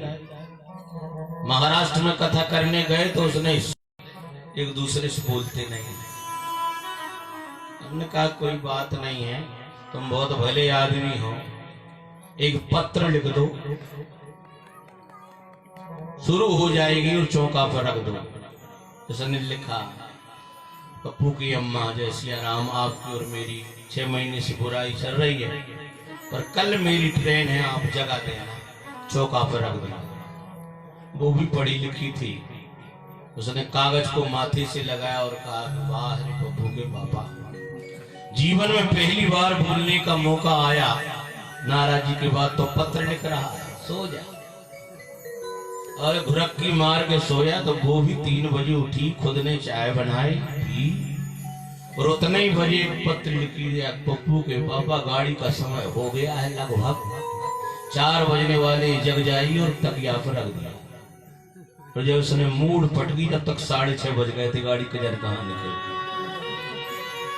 दुर्भाग्य ही है अगर हम ऐसा करें तो। जानी श्रीमत से ये मनमाही, घरिक विलंब कीन बटशाही। भगवान ने थकी हुई सीता को देखा तो गुरुजी के हाथ जोड़ लिए, गुरुजी अब कृपा करो। तो तुरंत गुरुजी ने कहा हरिओम और डकार लेके रह गए। सीता जी से कहा कि अब ले आओ पानी, अब भर गए गुरुजी। सीता जी ने तो भैंस बजा दो जो महाराज, पानी अब मेरे बस की नहीं है पिलाने। अगस्त्य जी बोले राम जी पानी, बोले अब राम अवतार में भोजन और कृष्ण अवतार में जब इंद्र की वर्षा होगी तो एक चुटकी लगाओ, समाधि लग जाए, 10,000 बीत जाएंगे समय। सती के लिए, पतिव्रता के लिए और धर्म के लिए ये सब कुछ औपचारिकता नहीं है। दान किसी प्रकार से करो, चाहे ब्राह्मण भोजन से करो, चाहे गौ के भोजन से करो, कल्याण तो हो नहीं है महाराज। ब्राह्मण वृत्ति में भी दान का संकेत है। शर्मा जी दान कराते हैं और गौ का भोजन कराते हैं, अन्न का भंडारा करते हैं। भगवान शंकर ने भोजन बनाए, बटुक ब्राह्मण है, कोई देर नहीं लगा, सबरे लोग नर्मदा स्नान करने गए, कामधेनु को बुलाई, सिद्धि थी और तुरंत 56 प्रकार का भोजन बन गया। बोलो नर्मदा महारानी की जय। हरे राम राम राम सीता राम, वो मेरा बात जब मिला रहा है।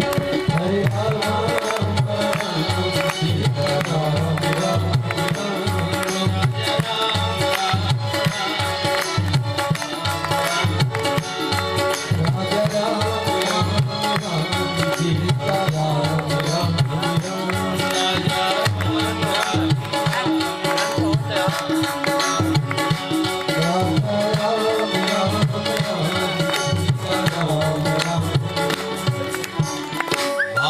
ईश्वर की कहानी। शंकर जी विद्यार्थी बने, गुरुजी नर्मदा नहीं पहुंच पाए, स्नान नहीं हो पाया और कामधेनु को बुलाकर अर्थ धर्म काम मोक्ष उपस्थित हो गए और 56 प्रकार का भोजन बन गया और खुद भी नर्मदा जी चले गए।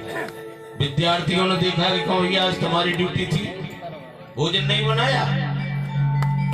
शंकर जी ने कहा कि भोजन बना दिया।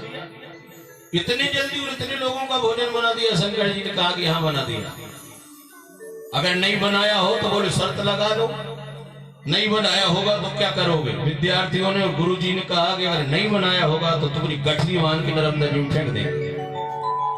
शंकर जी ने कहा कि अगर बनाया होगा तो हम तुम्हें फेंक देंगे, ये ध्यान रखिए, ठीक है।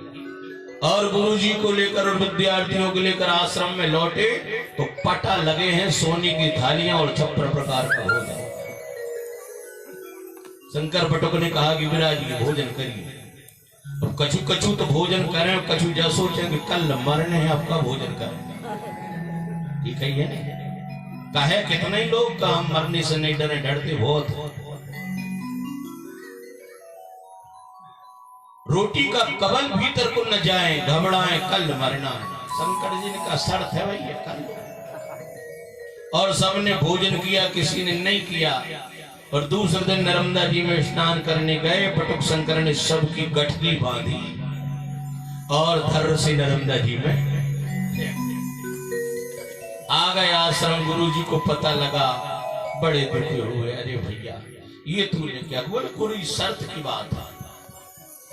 अब कोई बात नहीं है, मैंने तो समझा कि तू विद्यार्थी है, पर कोई तू साधारण नहीं है। अब बहुत दुख हो रहा है मुझे, एक काम कर, जैसे तूने फेंके हैं तैसे निकाल भी। शंकर जी ने कहा जो आज्ञा। गुरु की आज्ञा पाके शंकर जी भीतर गए और जितने बालक मरे थे बांध कर फेंके थे सब बाहर ले आए, पर मृत हो चुके, मर गए थे। गुरुजी ने कहा कि तो बहुत बड़ा कौतुकी है, तेरे लिए कोई बड़ी बात नहीं है। अब जैसे जिंदा बांध के फेंके थे तैसे ही जिला दिया। और शंकर जी ने फिर से कृपा करके जिला दिया। भार जैसी पोटली बांधकर जिस तीर्थ में फेंकी जाए उसी को मार्कंडेय जी भार भूतेश्वर कहते हैं। एक कथा। दूसरी कथा पानी के बाद निवेदन करेंगे। बोलो नर्मदा महारानी की। बड़कुर परिवार के लोग आप सबका स्वागत करने के लिए तत्पर हैं। हमारे पांडे जी एक भजन सुनाएं जब तक आप जलपान कर लें। हर हर नर्मदे हर।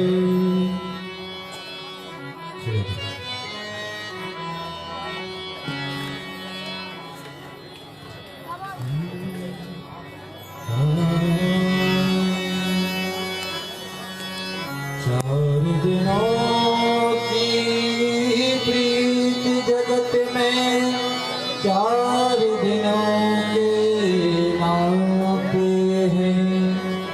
तिलकों के पढ़ते पढ़ते ही सब नाते मिट जाते हैं। प्रीत मोहन से की इस भरोसे से की, चार दिन जिंदगी के गुजरे जाए हैं। ये पता ही नहीं वक्त भी आएगा कि वादा करके वो हमसे मुकर जाते हैं। वादा करके वो हमसे मुकर जाते हैं। राहों में बन गई तुम्हारी बिहारी जी, मैं बन गई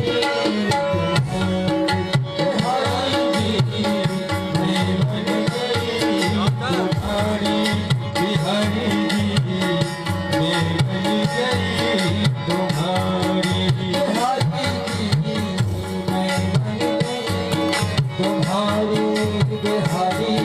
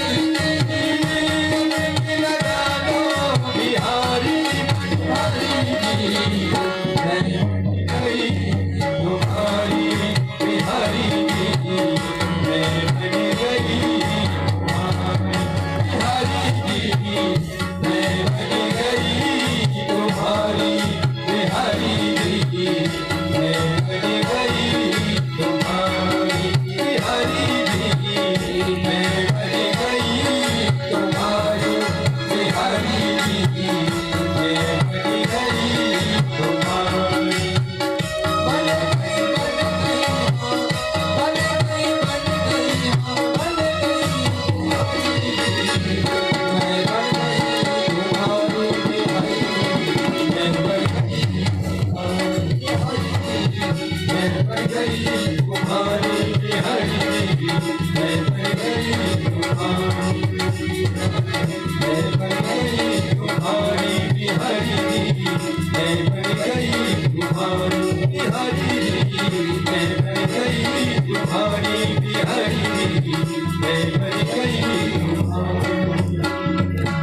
नर्मदा महारानी की वाके बिहारी लाल की काशी बड़ी विश्वनाथ भगवान की जय।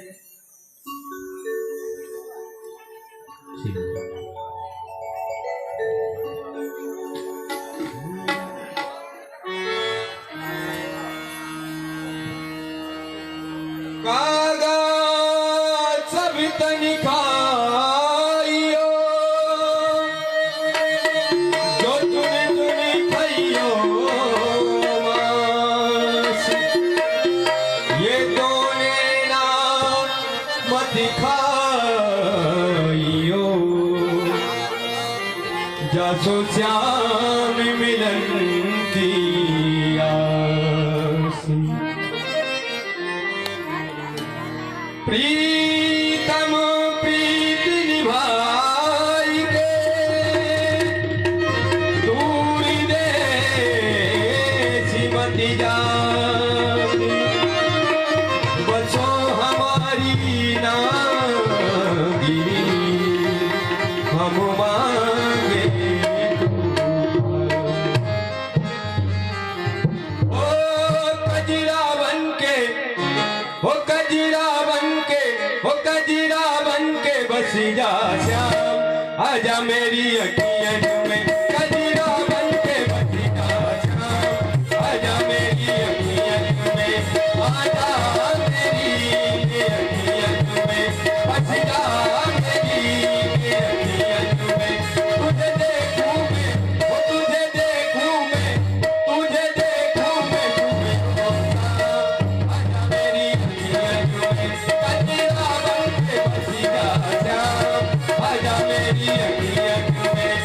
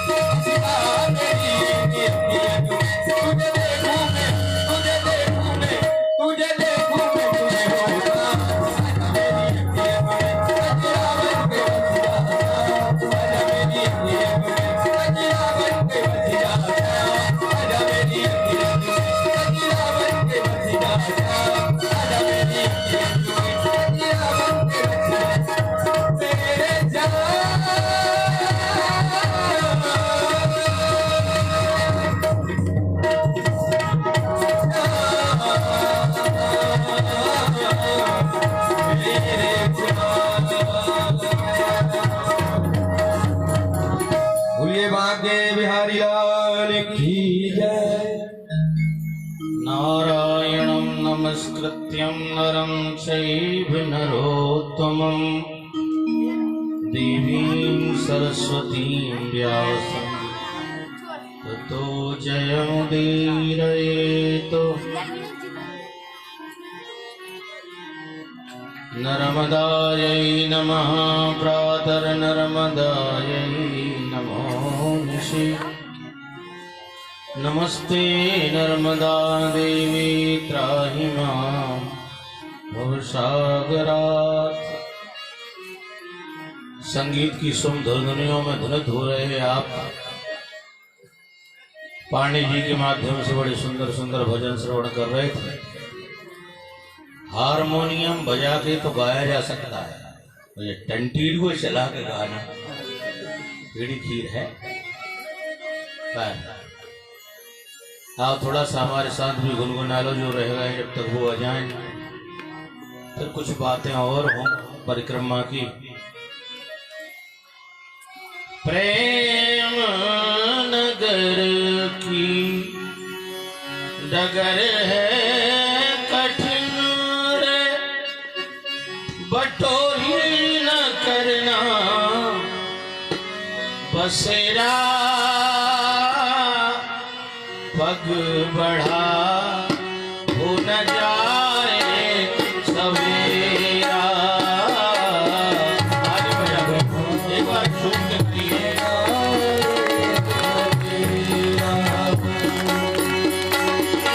प्रेम नगर है कठिन बटोही न करना बसेरा।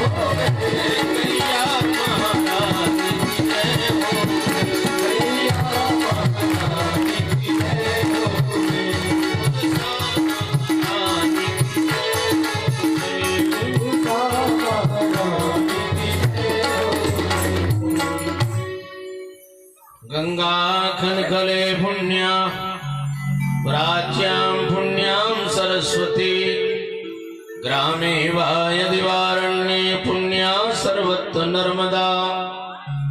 भगवती के पावन तटों का स्पर्शन मज्जन और पान करते हुए हम परिक्रमा में रत हैं, आत्मसात कर रहे हैं। अभी आप भारभूतेश्वर तीर्थ की महिमा सुन रहे थे। मार्कंडेय जी कहते हैं राजन, इसके आगे और भी है। प्राचीन काल में एक व्यापारी धंधा करने वाला नाव के द्वारा पार हो रहा था। उसी नाव में एक सोम शर्मा नाम के ब्राह्मण भी बैठे हुए थे। ब्राह्मण ने कहीं से धन कमाया था, पोटली साथ में रखे थे। व्यापारी का मंत्र विभूत हो गया। उस धन के चक्कर में ब्राह्मण का वध कर दिया, ब्राह्मण को मार दिया और धन ले लिया। ब्रह्म हत्या जैसा पाप जीवन में हो, कई जन्म बिगाड़ने के लिए पर्याप्त है। इसने जीवन में न जाने कितने नरकों की यात्रा की और नरकों की यात्रा करने के बाद में मार्कंडेय जी कहते हैं इसको बैल बनाया। बैल, एक संत कह रहे हैं भजन करिए नहीं तो बैल बनेंगे, पाप करेंगे तो भी योनियां हैं। भजन बिना बैल बिराने हो। बिराने माने मांगने वाला बैल। अब तो बेचारे बैल दिखाई नहीं रहे और दिख रहे हैं वो बड़े दुखी हैं। मांगने वाला बैल, बिराने माने मांगने वाला। मांगने वाले बैल की बड़ी गत होती है। रिश्तेदार के यहां से रिश्तेदार बैल ले जाता है, ले जाता था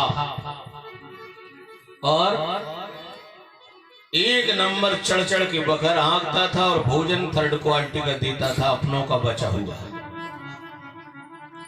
भजन बिना बैल बिराने हो। चार पांव दो सींग गूंग मुख, फिर कैसे गुन गई हो।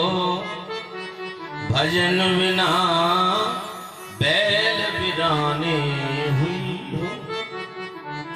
ब्राह्मण को मारने के बाद बैल की योनि में आया और एक राजा के गाड़ी में जुट की नर्मदा परिक्षेत्र में आया।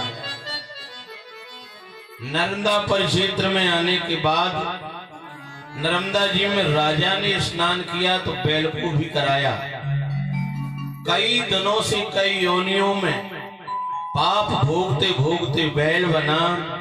बैल बन के नर्मदा के भारभूतेश्वर तीर्थ में आया। राजा ने स्नान करके बैल को कराया। ज्यों ही नर्मदा जी में डुबकी लगवाई, हाथ फेरा, त्यों ही शरीर छूट गया और शिवलोक को प्राप्त हो गया। किसी ने बताया कि महाराज ये कैसे? बोलिए नर्मदा जी की जल का, नर्मदा जी की महिमा का प्रभाव है। बैल को भी मुक्ति मिल गई। इस स्थान पर हम जाएं कार्तिक की पूर्णिमा को, शिवरात्रि को तो विशेष पर्व है। अगर परिक्रमा मार्ग में निकले तो जरूर जाएंगे और दान करेंगे। मार्कंडेय जी कहते इसके आगे ततो गच्छेत राजेन्द्र रणमोचन तीर्थानमुत्तमम् यदि ता सेवते त्वयं रेवानां पापनाशनम्। मार्कंडेय जी कहते हैं ऋणमोचन नाम का तीर्थ है। सभी मनुष्यों पर 3 ऋण है, एक देव ऋण, एक पितृ ऋण और एक ऋषि ऋण। अगर धर्म करेंगे, धर्म कराएंगे तो देव ऋण से मुक्त हो जाएंगे। ऋषियों का ऋण पितृ ऋण। पितृ ऋण से ऋण तब होंगे जब पिताजी चले जाएं तो उनकी स्मृति में भागवत करा दें। बोलो नर्मदा महारानी की। समय से उनको ज्ञाति ले जाए। बहुत लोग इस समय पितृदोष में जी रहे हैं। ज्यादा परेशानी हो तो पंडित जी के पास जाइए, वो बता देंगे पितृदोष की शांति सिर्फ एक ही है, गया जी जाइए घर में आन के अपने पिताजी के नाम से मूल भागवत जी का पाठ कराइए तो निवृत्ति हो जाएगी। जिनका खाया, जिनका पिया, जिनने लालन पालन किया, बाल पोस कर बड़ा किया और उनके लिए हम कुछ न कर पाए और संपत्ति के अधिकारी बने बैठे हैं तो प्रायश्चित तो हो गई। तो देवऋण, पितृऋण और ऋषि ऋण हमारे जीवन में है। धर्म और यज्ञ करके देवऋण चुकाया जाता है। संतान उत्पत्ति बहुत जरूरी है। संतान भगवान ने जीवन दिया है, गृहस्थ जीवन है तो संतान भी जरूरी है। संतान हो और वो भी संस्कारी संतान बनाए, इससे पितृऋण चुकाया जा सकता है। अध्ययन अध्यापन से शास्त्र पढ़ें, शास्त्र की चर्चा करें, धर्म का प्रचार करें तो ऋषि ऋण चुकाया जाता है। प्राचीन काल में दुष्यंत नाम के एक राजा की कोई संतान नहीं थी। राजा ने पुत्र की कामना के लिए नर्मदा नदी के किनारे तपस्या की थी और उसी के प्रभाव से उन्हें एक पुत्र की प्राप्ति हुई थी। तो जो संतान से विमुख जो लोग हैं, संतान जिनको नहीं हो रही है, वो भी नर्मदा जी के इस परिक्षेत्र में जाएं तो संतान होगी। भागवत जी में भी एक ऐसा मंत्र है कि उसका अनुष्ठान किया जाए तो संतान हो जाती है। क्लीम कृष्ण गोविंद वासुदेव जगतपते देहि में तनियम कृष्णा त्वा महाशरणं गता। गैया की सेवा करें, गौ को प्रसन्न करें, इस मंत्र का 1.25 लाख जाप करें रीति से, परंपरा से, तो बेटा भी मिल जाएगा। जीवन में 3 ऋण हमारे ऊपर चढ़े हुए हैं और ऋणों की मुक्ति जिंदे जिंदे में कर देना चाहिए, साथ में न जाए। और तीनों ऋणों को चुकाने की व्यवस्था अलग अलग संतों ने बताई है और ये हम सब कर सकते हैं। जिनको संतान न हो उनको संतान मिल जाती है इस तीर्थ में स्नान करने से, ध्यान करने से। संतान जरूरी इसी है कि हमें पितृ ऋण से ऋण होना है। उपक्रम करेंगे। महाराज दशरथ के 60,000 साल तक संतान नहीं हुई थी, 60,000 साल तक। पर 60,000 साल के बाद राम जी मिल गए थे। प्यार से बोलो नर्मदा महारानी की।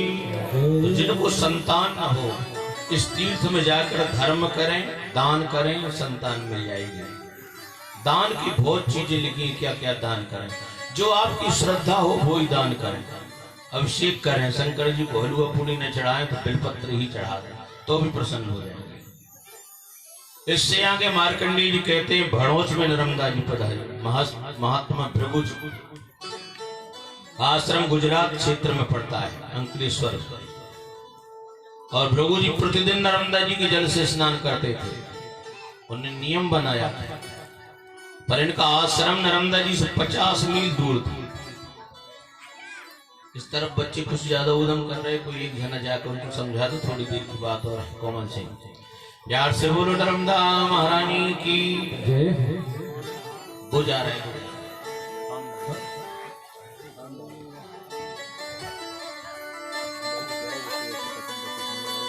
प्यार से बोलो नर्मदा मैया की। तो प्रतिदिन महाराज नर्मदा जल में स्नान करते थे, पर ये थी समस्या कि शिष्य लोग 50 मील दूर से जल ले जाएं और महात्मा का स्नान हो। भृगु जी का प्रतिदिन जल लाते लाते वो सब थक से गए। हर दिन की यही समस्या है, जल लाना पड़ता है, महात्मा का स्नान होता है। एक दिन भृगु जी ने उनको कुछ नाखुश सा देखा और पूछा कि भैया आप कुछ थके थके से हो, क्या बात है? उनने बताया कि महाराज जी और तो कोई बात नहीं है, सेवा आपकी हो रही है तो कल्याण तो होना ही है, पर आप नर्मदा जी का प्रतिदिन जल मंगवाते और हमको लाना पड़ता है, दूर आई ज्यादा है। प्रभु जी महात्मा है, समझ गए भाव के शिष्यों को। उन्होंने कहा कि अब एक काम करो,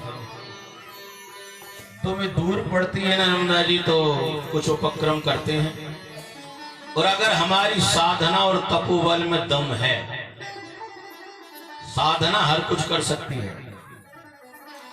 तपस्या हर कुछ कर सकती है, गोपियों ने भगवान को नचाया, आपको सबको पता है। एक अहीर की छोकरियां छछिया भर सांच पे नाच नचावे। ब्रह्मांड का जो नायक है उसे नचाती है। फागुन के महीने में चुनरियां लेके जाती है झोला में और कहती है हो जाओ तैयार। यशोदा कहाँ है तुम्हारा कन्हैया? यशोदा करे वो सो रहा है जबकि जग रहा है, पर वो नहीं मानी। बताओ नहीं तो हम ही जगा लेते हैं। और भीतर से घुस गई। कन्हैया एक पतरी चदरिया ओढ़ के सो रहे हैं, भीनी भीनी नींद। आंख खोल के देखा जी तो भीतर ही आ गया। उठता है कि उठाए? आंख खोल के कन्हैया देखे फिर चुप हो जाए, चिमा जाए अपने यहाँ की भाषा में। फागुन का महीना निकट होने गा दिया। अरे हाँ रे जरा शैतान की धुन पे आ जाना, अब ले लो आनंद। कन्हैया चल उठ होरी खेली। अरे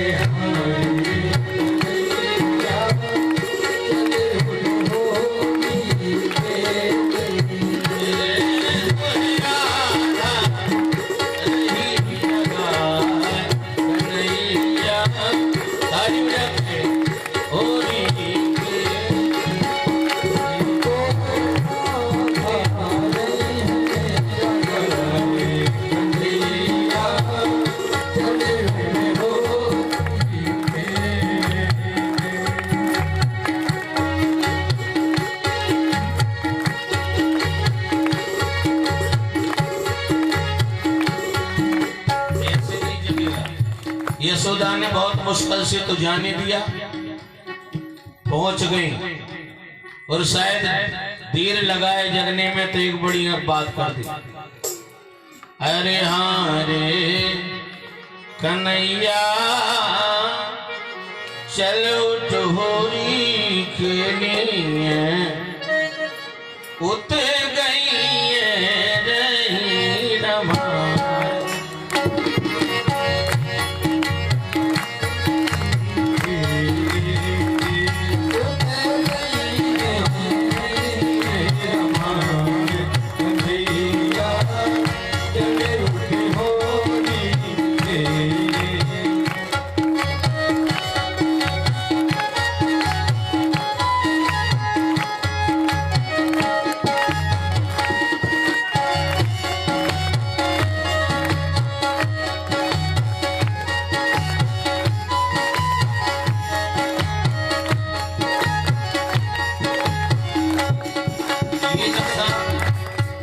तो नर्मदा खंड के आदमी में हो सकता है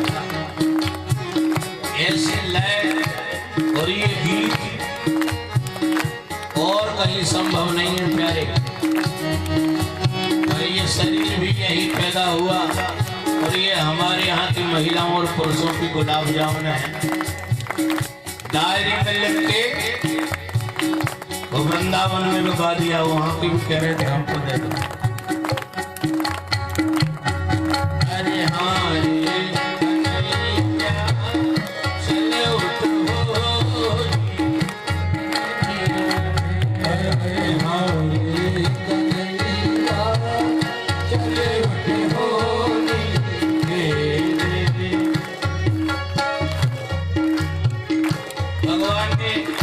चदरिया उठाई, भीनी भीनी चदरिया उठा के देखा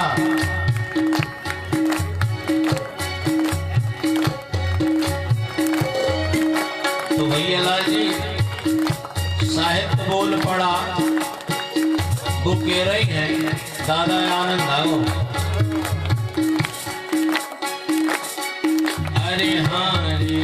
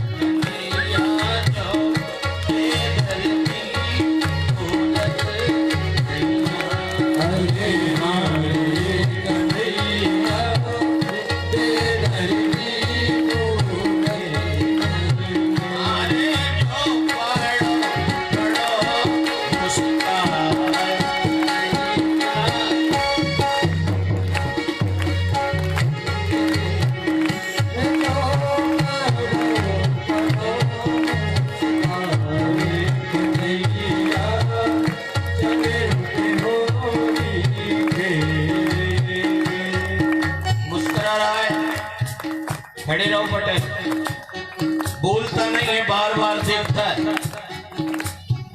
एक गोपी ने कहा कि उठा, बोले नहीं उठेगा। अरे बोले समर्पण और प्रेम की वो ताकत है, उठा दो, ब्रह्मांड का नायक है तो क्या हुआ। तो समय लिखा है, अरे हाँ कन्हैया एक मदमाती ग्वालन आई, मानी मोटी। और मोटी का ये अर्थ मत लगाना भैया, लाइए शरीर से मोटी खूब खाती इसलिए नहीं, भक्ति से लबालब। भगवान को उठाना है तो भक्ति से लबालब होना पड़ेगा। अरे हाँ रे कन्हैया एक मदमाती ग्वालन आई, जान है खोले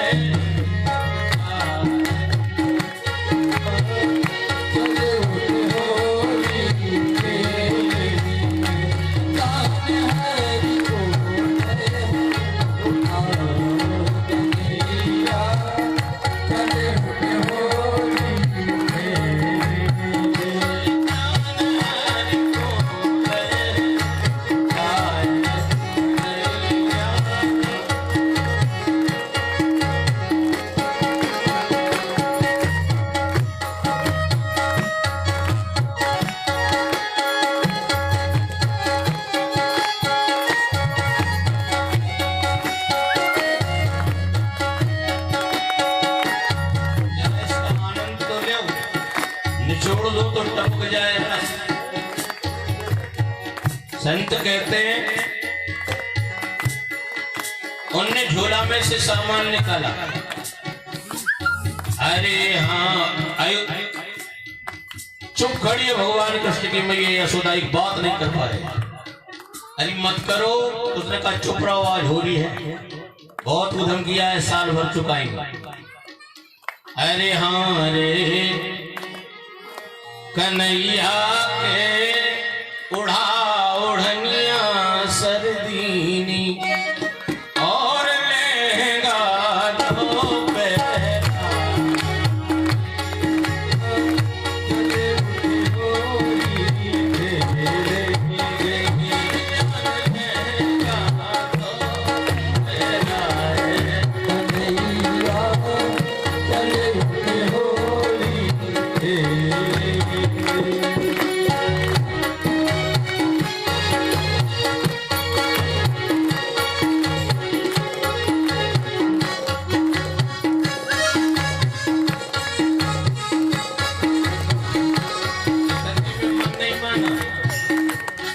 अरे हाँ रे कन्हैया की मांग भरी कैसे।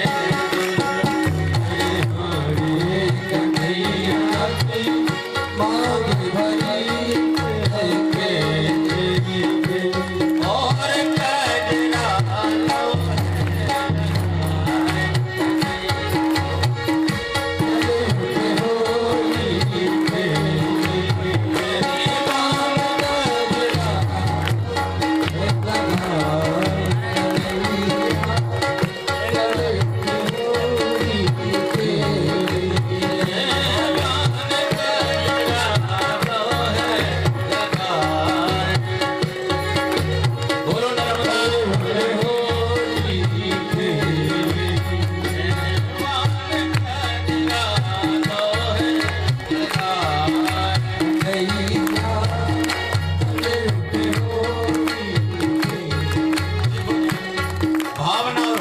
चमत्कार यही है। नया खेड़ा में भैया का ज्यादा व्यक्तित्व तो नहीं है, पर मन तो भरा हुआ है, इसको नहीं रोका जा सकता। प्यारे बैठ जाओ बैठ जाओ। निवेदन अरे हाँ रे अरे हाँ रे कन्हैया के पाँव मधुर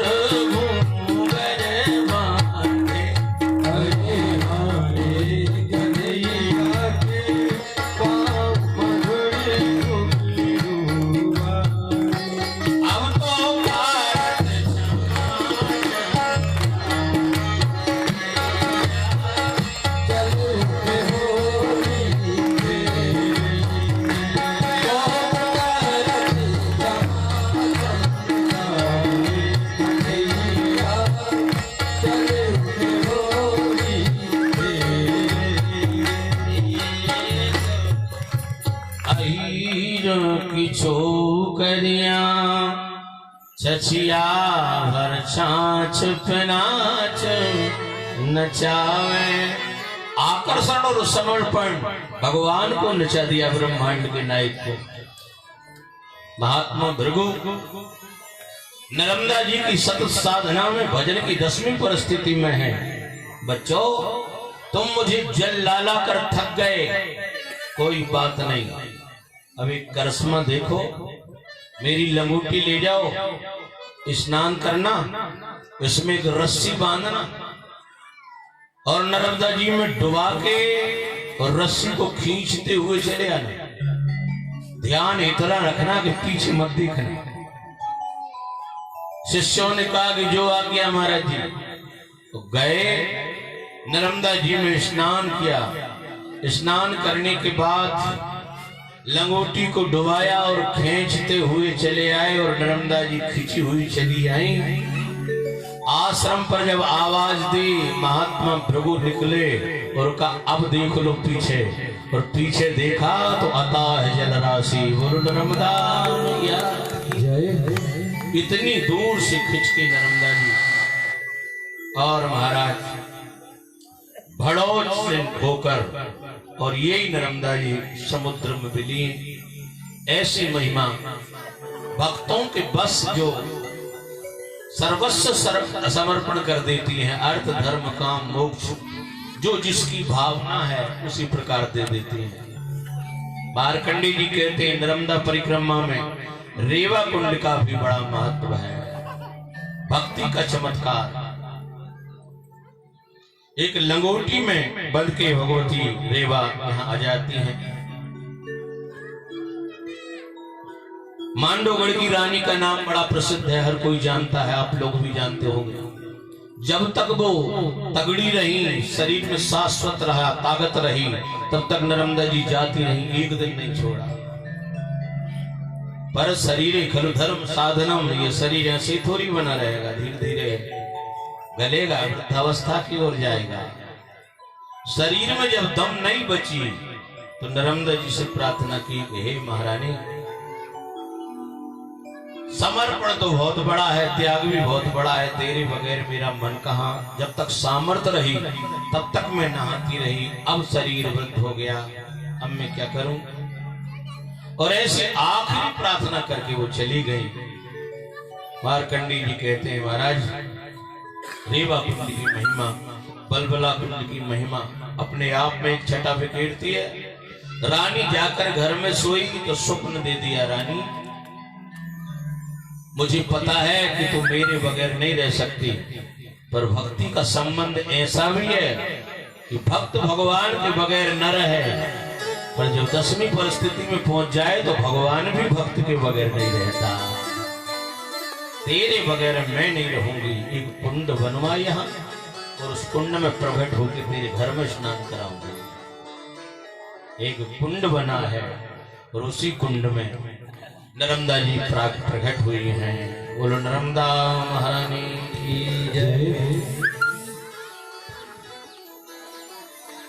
कुंड लबालब भरा हुआ है, रेवा कुंड में इसका बड़ा विख्यात नाम है।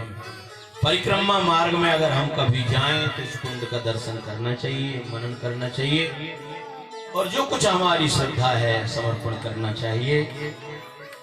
कथाएं तो इतनी हैं कि पार नहीं, पर समय की अपनी सीमा है। अतिकाल होए और कोई कोसता हुआ जाए ये हमें पसंद नहीं है। कभी ऐसी कथा बिठाने का बंद ही न हो गए। प्यार से बोलो नर्मदा महारानी। और अपनी प्यासगिरी भी उसी परंपरा की है। ज्यादा कुछ तो नहीं, पर यहाँ बैठ जाएं तो वो तो फिर भगवान ही जाने। अपन होसने नहीं है, चाहे डूबल लगे तरह। घड़ी देखने की आदत पहले से नहीं बनाई। पढ़ाई करते हैं तो घर में करते हैं। कोई कह रहा है गुरु जी आप बहुत कम उल्टा पुल्टा है कुछ ज्यादा। मैंने कहा कि हम वो घर ही कर लेते हैं, फिर फुर्सत में रहते हैं। यहाँ क्या प्रति उत्पन्नता, प्रति उत्पन्न मति बड़ी कृपा बजरंग बली की हो तब ये संभव है प्यारे, नहीं तो बहुत मुश्किल है। घड़ी देखते हर घड़ी, घड़ी न जाने कोई, घड़ी देख को कह सका कौन घड़ी क्या हो। ये तुलाराम भैया ने ये कथा सिखाई थी। हम हर गांव से कथा सीखते हैं। घड़ी को क्या देगा। नारदी भजन लगी थी नई खेड़ी में, तो एक मामा जी आए मेहमान, आता ही नहीं। नारदी भजनों में बैठे तो न जाने कहां से घड़ी पे से चर्चा निकली आई। एक गांव के ने कहा कि घड़ी तो हमारे यहाँ थी पुराने दादाजी के पास, ऐसी घड़ी अमेरिका से आई, सोने का डायल केस घड़ी। कहां गई फिर घड़ी, वो क्या हुआ उस घड़ी का? घड़ी थी, घड़ी थी। ऐसी घड़ी थी तो गप्पी विकट होते हैं तो अच्छी मारत। बोले एक बार पिताजी कुआं देखने गए, घड़ी गिर गई। बहुत दिन में नहीं मिली, फिर वाए ढूंढी ढांडी तो 10 साल में मिली। अच्छा, बोले हाँ 10 साल में। मामा जी बोले 10 साल में? हाँ 10। फिर तो सड़ गई होगी, गल गई होगी। अरे बोले क्या बात कर रहे हैं, जग जगा तो चलत निकली। लोगों ने कहा कि यार मामा है दूसरे गांव को मिल जाना, हदई मारी। अभी कहा भजन और हो जान दो, उत्तर तो देंगे नहीं तो गड़बड़ हो जाएगा। तो गांव में भी बहुत धूम इकट्ठ होती। उन्होंने कहा कि मामा जी ने जो चर्चा करी वो तो एकदम दिव्य है और भव्य है। पर मामा जी हमारे गांव की भी किस्सा ऐसी है कि हमारे यहाँ एक रामलाल कक्का थे, 150 साल की बात है, हमारे पिताजी बताते। एक बार रामलाल चाचा कुआं देख गए, पाँव खसक कक्का जी कुआं में गए। 6 महीना तक ढूंढे लगातार, चाचा नहीं मिले। 3 साल बाद उनकी हड्डी मिली होंगी फिर तो। अरे बोले कहा बात, जैसो कक्का गिरा तो बोई ताओ भाई मूछ, बोई पैंत भाई टूट। मामा बोल लगे यार ऐसा नहीं हो सकता, का करत रहे कुआ। हम बोले तेरे बाप की घड़ी गिर गई थी, वो हम चाबी भरा था यार से बोल। देखो ऐसी कथा आप बड़ी जल्दी पछ जाती है। और हम बहुत खिलाड़ी हैं, हद ही है।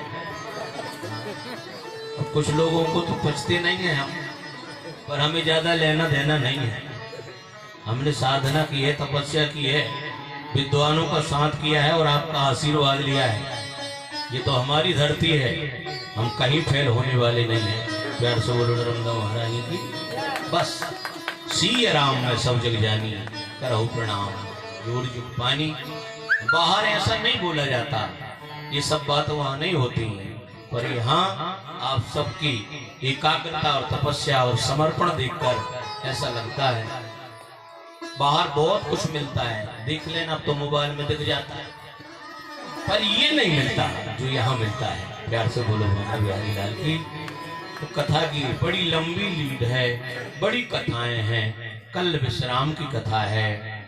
जितना हमने आपको अवगाहन कराया शेष और करेंगे। नर्मदा जी की परिक्रमा को जरूर पूरी करेंगे भाव से और मानसिक।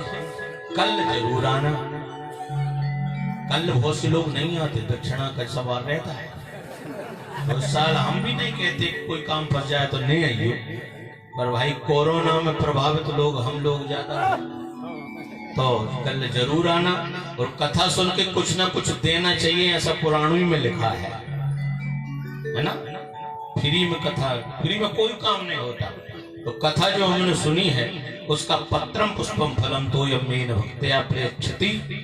बड़कुर साहब ने सब कुछ दिया है, सब दे रहे हैं। नई खेड़ में भोजन का क्रम भी चालू हो गया, थोड़ा लेट हुआ, बड़ी बाखर में हो गया। और इधर इस मोहल्ले में क्या नाम है भूल गए, जमुना जी के यहाँ 2-3 लोग हमारे ज्यादा परिचित हैं, जिनके साथ में हम खेले पढ़े लिखे। उनसे भी हमने कहा भाई तुम भी कर लो, बोले तुम तो घर आई के होकर कर लो।